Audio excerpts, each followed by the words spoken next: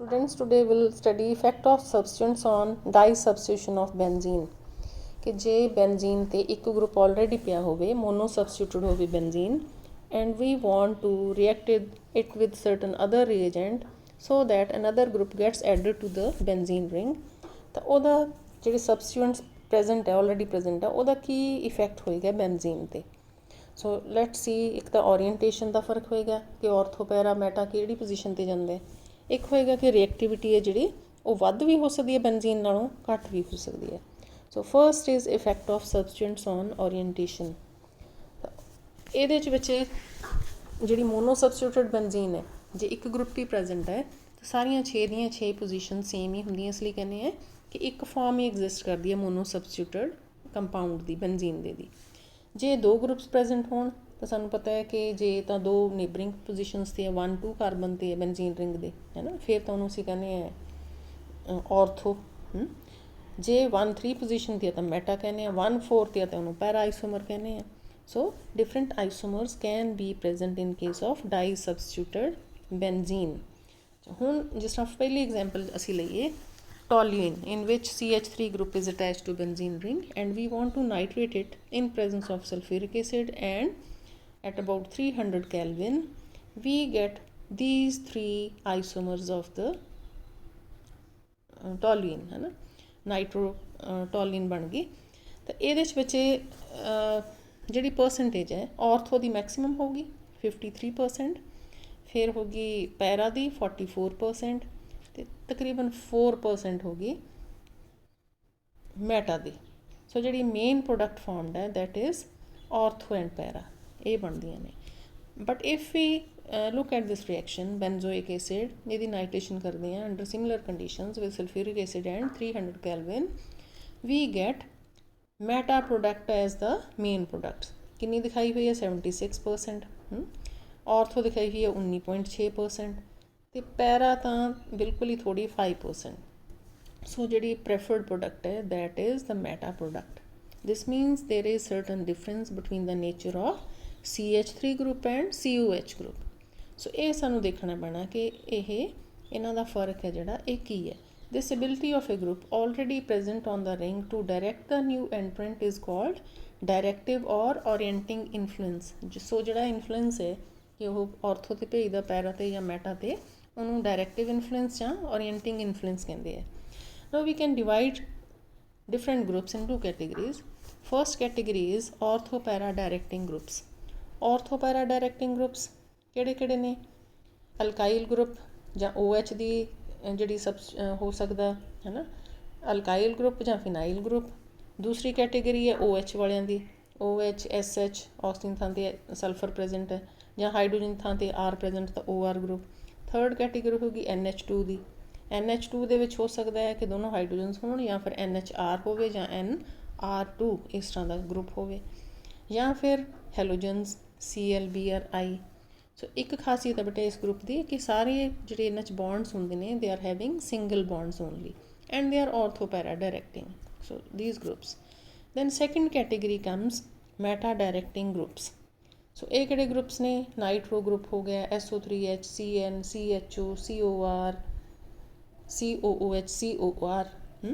ਸੋ ਇਹਨਾਂ ਦੇ ਵਿੱਚ ਬੇਟਾ ਮਲਟੀਪਲ ਬੌਂਡਸ ਪ੍ਰੈਜ਼ੈਂਟ ਹੋਣਗੇ ਸੀ ਜਿਵੇਂ ਟ੍ਰਿਪਲ ਬੌਂਡ N ਸਾਈਨ ਉਹਦੇ ਵਿੱਚ ਹੈ ਨਾਈਟਰੋ 'ਚ N ਡਬਲ ਬੌਂਡ O ਹੁੰਦਾ ਇੱਕ ਸਿੰਗਲ ਬੌਂਡ ਹੁੰਦਾ SO3H ਦੇ ਵਿੱਚ 2 ਡਬਲ ਬੌਂਡ O ਹੋਣਗੇ S ਦੇ ਨਾਲ CHO 'ਚ C double bond O COR ਦੇ ਵਿੱਚ C ਡਬਲ ਬੌਂਡ O ਇੱਕ ਸਿੰਗਲ ਬੌਂਡ R C ਦੇ ਨਾਲ ਲੱਗਿਆ COH 'ਚ ਵੀ ਡਬਲ ਬੌਂਡ O ਹੁੰਦਾ ਇਹਦੇ 'ਚ ਵੀ ਡਬਲ ਬੌਂਡ O ਹੁੰਦਾ COR ਦੇ ਵਿੱਚ ਸੋ all of them are having multiple bonds so they are meta directors ਅੱਗੇ ਆ ਗਿਆ ਇਫੈਕਟ ਆਫ ਸਬਸਟੈਂਟਸ ਔਨ ਰਿਐਕਟਿਵਿਟੀ ਸੋ ਇਹ ਤਾਂ ਸਾਨੂੰ ਪਤਾ ਲੱਗਿਆ ਕਿ ਕੁਛ ਔਰਥੋ ਹੁੰਦੇ ਆ ਜਿਹੜੇ ਸਿੰਗਲ ਬੌਂਡਸ ਵਾਲੇ ਆ ਔਰਥੋ ਡਾਇਰੈਕਟਿੰਗ ਨੇ ਤੇ ਜਿਹੜੇ ਮਲਟੀਪਲ ਬੌਂਡਸ ਵਾਲੇ ਦੇ ਆਰ ਪੈਰਾ ਡਾਇਰੈਕਟਿੰਗ ਤੇ ਦੈਨ ਕਮਸ ਕਿ ਰਿਐਕਟਿਵਿਟੀ ਨੂੰ ਕਿਸ ਤਰ੍ਹਾਂ ਇਨਫਲੂਐਂਸ ਕਰਦੇ ਆ ਅੱਛਾ ਹੁਣ ਬੇਟਾ ਜੇ ਫਸਟ ਜਿਹੜਾ ਪੁਆਇੰਟ ਦਿੱਤਾ ਹੈ ਦੈਟ ਇਜ਼ ਮੋਨੋ ਸਬਸਟੀਟਿਊਟਡ ਬੈਂਜ਼ੀਨ ਦੀ ਜੇ ਸਬਸਟੀਟਿਊਸ਼ਨ ਜਦੋਂ ਅਸੀਂ ਕਰਦੇ ਹਾਂ ਟੂ ਮੇਕ ਡਾਈ ਸਬਸਟੀਟਿਊਟਡ ਪ੍ਰੋਡਕਟ ਜੇ ਰਿਐਕਸ਼ਨ ਫਾਸਟਰ ਹੈ ਦੈਨ ਇਨ ਕੇਸ ਆਫ ਬੈਂਜ਼ੀਨ ਤਾਂ ਜਿਹੜਾ ਗਰੁੱਪ ਹੈ ਆਲਰੇਡੀ ਪ੍ਰੈਜ਼ੈਂਟ ਹੈ ਬੈਂਜ਼ੀਨ ਰਿੰਗ 'ਤੇ ਜਿਹਦੇ ਕਰਕੇ ਰਿਐਕਸ਼ਨ ਤੇਜ਼ ਹੋਈ ਹੈ ਤਾਂ ਇਹਨੂੰ ਕਹਿੰਦੇ ਆ ਐਕਟੀਵੇਟਿੰਗ ਗਰੁੱਪ ਸੈਕਿੰਡ ਇਜ਼ ਕਿ ਮੋਨੋ ਸਬਸਟੀਟਿਊਟਡ ਬੈਂਜ਼ੀਨ ਜਿਹਦੀ ਰਿਐਕਸ਼ਨ ਅਸੀਂ ਕਰ ਰਹੇ ਹਾਂ जे ਉਹਦੇ ਕਰਕੇ रिएक्शन इलैक्ट्रोफिलिक सबस्टिट्यूशन रिएक्शन फास्ट ਹੁੰਦੀ है ਕਿਹਦੇ ਨਾਲੋਂ फास्ट ਹੁੰਦੀ है बेंजीन ਨਾਲੋਂ गिवन कंपाउंड ਦੇ ਵਿੱਚ ज़्यादा फास्ट रिएक्शन ਹੁੰਦੀ है ਤਾਂ ਇਹਨੂੰ सॉरी स्लो ਹੁੰਦੀ है ਤਾਂ ਇਹਨੂੰ ਡੀਐਕਟੀਵੇਟਿੰਗ ਗਰੁੱਪ ਕਹਾਂਗੇ ਜੇ ਫਾਸਟ ਹੁੰਦੀ ਐਕਟੀਵੇਟਿੰਗ ਗਰੁੱਪ ਜੇ ਸਲੋ ਹੁੰਦੀ ਹੈ ਤਾਂ ਡੀਐਕਟੀਵੇਟਿੰਗ ਗਰੁੱਪ ਅੱਛਾ ਹੁਣ ਸਾਰੇ ਜਿਹੜੇ ਆਰਥੋ ਪੈਰਾ ਡਾਇਰੈਕਟਿੰਗ ਗਰੁੱਪਸ ਅਸੀਂ ਪੜ੍ਹੇ ਆ ਪਹਿਲਾਂ they are activating groups except one keda only halogens they are orthopara directing but deactivating so ek alag category ਚ ਆਉਂਦੇ ਆ otherwise all the orthopara directing groups are activating groups ਇਸ ਤਰ੍ਹਾਂ ਜਿਹੜੇ deactivating group ਪੜ੍ਹੇ ਆਪਾਂ ROH SH NH2 sorry ਇਹ ਤਾਂ ਪਹਿਲੀ category C NO2 SO3H CN CHO they are deactivating groups but they also slow down the reactivity हो गया दो ग्रुप्स हो गए ना दो तरीके दे अच्छा हुण अगे आ गया एक्सप्लेनेशन ऑफ रिलेटिव रिएक्टिविटी कि रिलेटिव रिएक्टिविटी है जिहड़ी कोई फास्ट हुंदी है कुछ कोई ग्रुप जिहड़े बेंजीन ते लगे हुंदे आ उन्हां दी जदों रिएक्शन करदे आ electrophilic substitution reaction some reactions are very fast some reactions are slower than in case of benzene so ਉਹ ਦੇਖਣ ਵਾਸਤੇ ਕਿ what is the reason behind it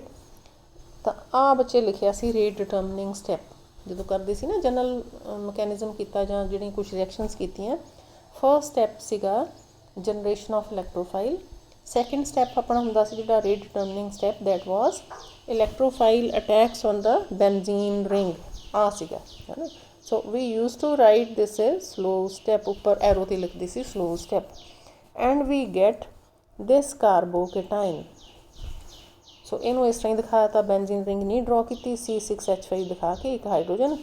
ek electrophile attach ho gaya so now it depends on the stability of this carbocation if the factors due to the presence of the group present on the benzene कोई भी factor जिहड़ा इहनूं stabilise करूगा बेटा इस carbocation नूं is going to increase the rate of reaction क्यों क्योंकि transition state जिहड़ी बननी है ਉਹਨੂੰ भी stabilize करूगा the same factor will stabilize the transition state that leads to the formation of carbocation so the rate of reaction overall rate of reaction will be influenced and it will increase ਤੇ ਜੇ ਇਹਨੂੰ ਡੀਸਟੇਬਲਾਈਜ਼ ਕਰੂਗਾ ਤਾਂ ਉਹਨੂੰ decrease ਕਰ ਦੂਗਾ overall rate of reaction ਨੂੰ so we can see this that how it can happen ਦੋ ਤਰੀਕਿਆਂ ਨਾਲ ਬੱਚੇ ਕੋਈ ਵੀ ਜਿਹੜੀ ਇਹਨੂੰ ਕਰ ਸਕਦਾ ਹੈ ਸਟੇਬਲਾਈਜ਼ ਕਰਨ ਦਾ ਕੀ ਤਰੀਕਾ ਹੋ ਸਕਦਾ ਹੈ ਕਿ if we withdraw its positive charge ਇਹਨੂੰ ਸਟੇਬਲਾਈਜ਼ ਕਰਨ ਲਈ ਡਿਸਪਰਸ ਹੋ ਜਾਏ ਜਿੰਨੀ ਵੱਧ ਜਗ੍ਹਾ 'ਤੇ ਡਿਸਪਰਸ ਹੁੰਦਾ ਹੈ ਇੰਟੈਂਸੀਫਾਈਡ ਅਮਾਊਂਟ ਚਾਰਜ ਦੀ ਘੱਟ ਹੁੰਦੀ ਹੈ ਤਾਂ ਸਟੇਬਲਾਈਜ਼ ਹੁੰਦਾ ਕਾਰਬੋਕੇਟਾਇਨ ਹੈ ਨਾ ਜਿੰਨਾ ਵੱਧ ਇੰਟੈਂਸੀਫਾਈ ਉਹਦੀ ਰਿਐਕਟਿਵਿਟੀ ਵੱਧ ਹੁੰਦੀ ਹੈ ਸੋ ਸਟੇਬਿਲਿਟੀ ਤਾਂ ਘੱਟ ਹੋ ਜੇ ਪੋਜ਼ਿਟਿਵ ਚਾਰਜ ਘੱਟ ਹੋ so any factor which is going to distribute this positive charge is going to stabilize this carbocation ਅੱਛਾ ਹੁਣ ਜਾਂ ਤਾਂ ਫਿਰ ਇੰਡਕਟਿਵ ਇਫੈਕਟ ਨਾਲ ਇਲੈਕਟ੍ਰੋਨਸ ਇਹਦੇ ਵੱਲ ਨੂੰ ਭੇਜੇ ਜਾ ਸਕਦੇ ਆ ਹੈ ਨਾ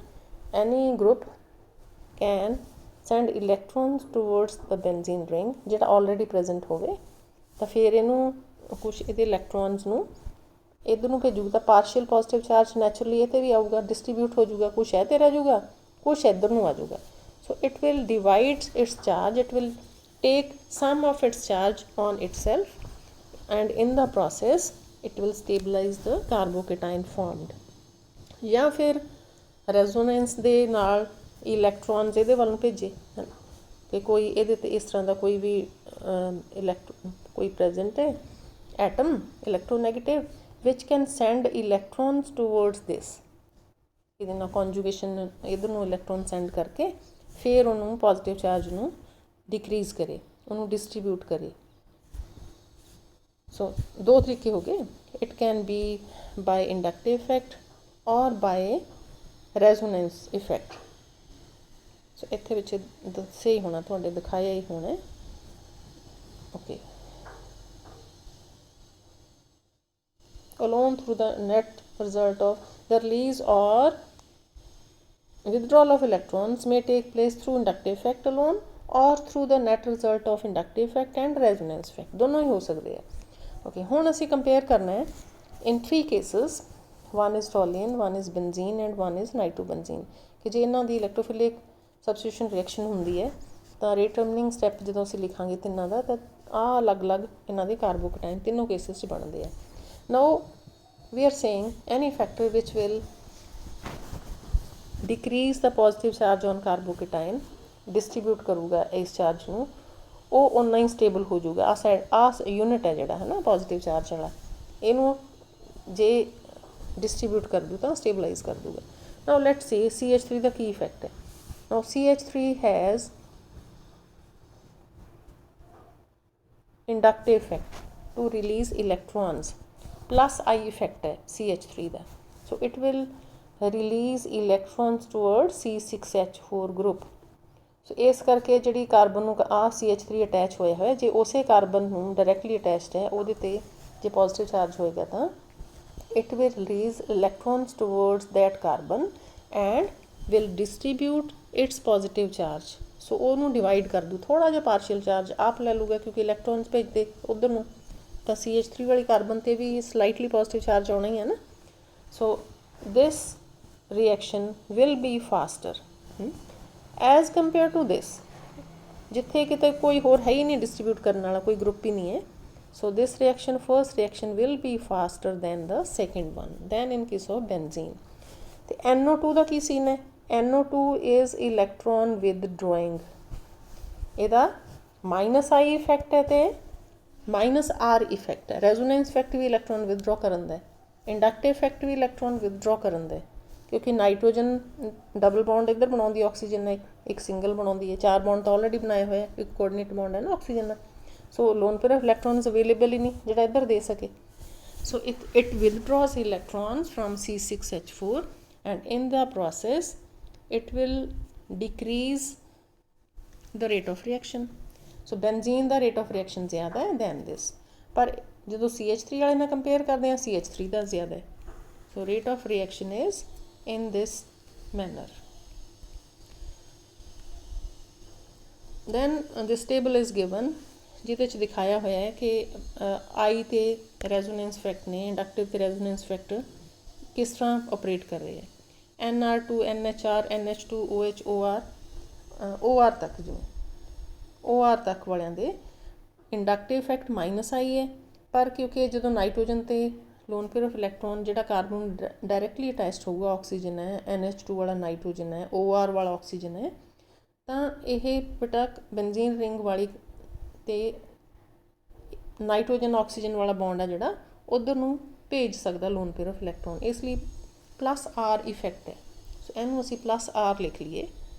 ਕਿਉਂਕਿ ਪਿਛਲੀ ਵਾਰ ਜਦੋਂ ਆਪਾਂ ਪੜ੍ਹਦੇ ਸੀ ਤਾਂ ਰੈਜ਼ੋਨੈਂਸ ਨੂੰ +R ਹੀ ਲਿਖਦੇ ਸੀ. Mesomeric effect resonance effect is one and the same thing. ਅਤੇ ਇਹਦੇ 'ਚ ਬੱਚੇ ਦੋਨਾਂ ਦਾ ਇਫੈਕਟ ਕੀ ਹੈ. ਇਹਦਾ ਇਲੈਕਟ੍ਰੋਨ ਰਿਲੀਜ਼ ਕਰਨ ਦਾ ਇਫੈਕਟ ਆ ਅਤੇ ਇਹਦਾ ਇਲੈਕਟ੍ਰੋਨ ਵਿਦਡ੍ਰੋ ਕਰਨ ਦਾ ਇੰਡਕਟਿਵ ਇਫੈਕਟ ਦਾ. ਤਾਂ net result is electron release. ਇਹਦਾ ਮਤਲਬ ਰੈਜ਼ੋਨੈਂਸ ਇਫੈਕਟ ਜ਼ਿਆਦਾ ਹੈ. ਫਿਰ ਨੈਕਸਟ ਕੈਟੇਗਰੀ ਆ ਗਈ COOR NHCOR OR. ਇਹਦੇ 'ਚ ਵੀ ਇਲੈਕਟ੍ਰੋਨ ਰਿਲੀਜ਼ ਨੈਟ ਇਫੈਕਟ ਤਾਂ ਇਹ ਹੈ ਪਰ ਰੈਜ਼ੋਨੈਂਸ ਇਹਦਾ ਮਤਲਬ ਜ਼ਿਆਦਾ ਇਹਦੇ ਨਾਲੋਂ ਇੰਡਕਟਿਵ ਨਾਲੋਂ. ਫਿਰ C6H5 ਦਾ -I ਇਫੈਕਟ ਹੈ ਅਤੇ +M ਇਫੈਕਟ ਹੈ. ਸੋ ਇੰਡਕਟਿਵ ਇਫੈਕਟ ਨਾਲੋਂ ਇਹਦੇ 'ਚ ਵੀ ਟੋਟਲ ਹੁੰਦੀ ਹੈ electron release. Total effect is electron release ਤਾਂ ਇਹਦੇ 'ਚ ਵੀ ਰੈਜ਼ੋਨੈਂਸ ਇਫੈਕਟ ਜ਼ਿਆਦਾ ਹੈ. ਫਿਰ ਆ ਗਿਆ R ਦਾ.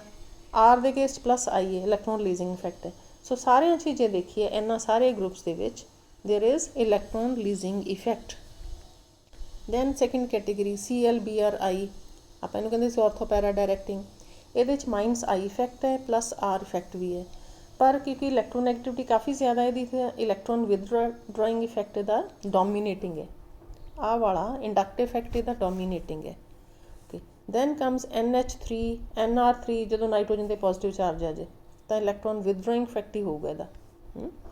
ਕਿਉਂਕਿ ਇਲੈਕਟ੍ਰੋਨ ਰਿਲੀਜ਼ ਕਰਨ ਲਈ ਤਾਂ ਹੈ ਨਹੀਂ ਰੈਜ਼ੋਨੈਂਸ ਤਾਂ ਹੋ ਨਹੀਂ ਸਕਦੀ. ਫਿਰ ਬਾਕੀ ਦੇ groups NO2 CN SO3 HCO HCOR CHO COR ਇਹਨਾਂ ਦਾ ਇਲੈਕਟ੍ਰੋਨ ਵਿਦਡ੍ਰਾਇੰਗ ਇਫੈਕਟ ਹੈ ਕਿਉਂਕਿ ਡਬਲ ਬੌਂਡ ਜਿਹੜਾ ਕਾਰਬਨ ਨੂੰ ਜਿਵੇਂ ਨਾਈਟ੍ਰੋਜਨ ਲੱਗਿਆ ਉਸ ਤੋਂ ਬਾਅਦ ਡਬਲ ਬੌਂਡ ਹੁੰਦਾ ਹੈ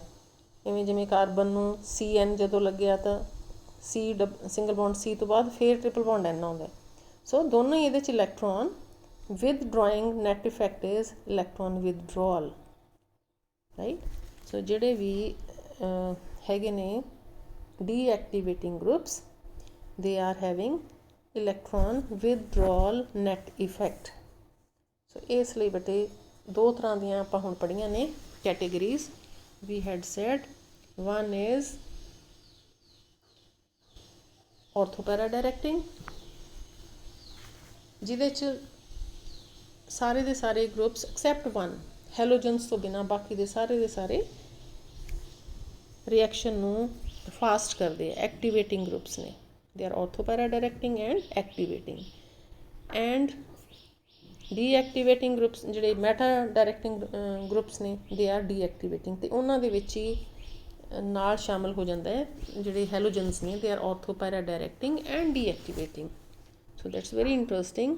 and that's very important from examination point of view about halogens।